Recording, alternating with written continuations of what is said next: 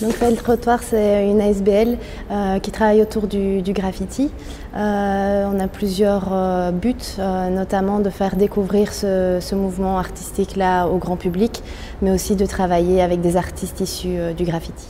Nous, en tout cas au sein de l'ASBL, on fait une distinction entre graffiti et street art. Quand on parle de graffiti, on parle toujours d'une inscription qui se trouve à un endroit qui n'est pas prévu pour. Et dans ce cas-là, on parle donc de tags, de graphes qui sont du lettrage en fait.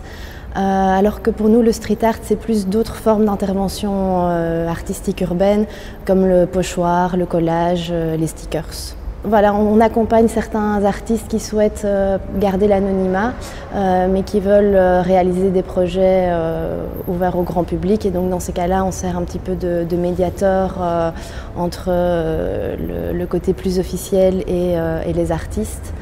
Voilà, on les aide pour certains projets bien définis. Oui, je pense qu'il y a une vraie évolution qui est due au fait que ce mouvement-là est en train d'acquérir une reconnaissance institutionnelle, artistique, voire politique, mais qui est également utilisé beaucoup dans la publicité ou dans les grands médias. Donc c'est vraiment un art qui est présent maintenant un peu partout.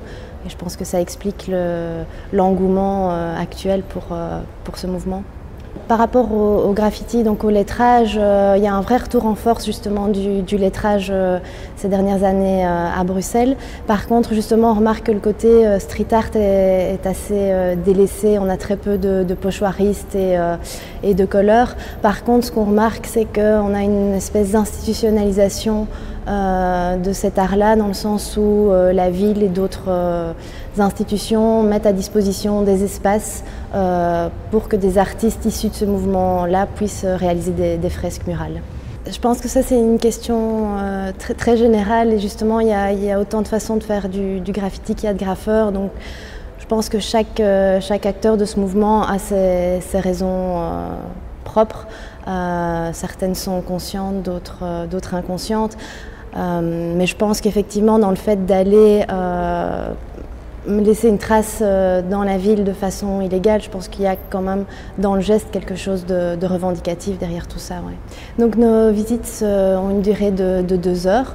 On va parcourir un quartier bien précis, dans ce cas-ci ce sera Schaerbeek. Et nos visites sont toujours guidées par 2 spécialistes, dont un artiste de ce mouvement-là. On décode un petit peu les différentes interventions qu'on retrouve sur les murs, les différentes techniques, les différentes motivations aussi des acteurs. Donc s'ils sont toujours là en septembre, on aura l'occasion de voir des fresques de bonhommes, d'idiots, des crayons, de buées, jaunes également.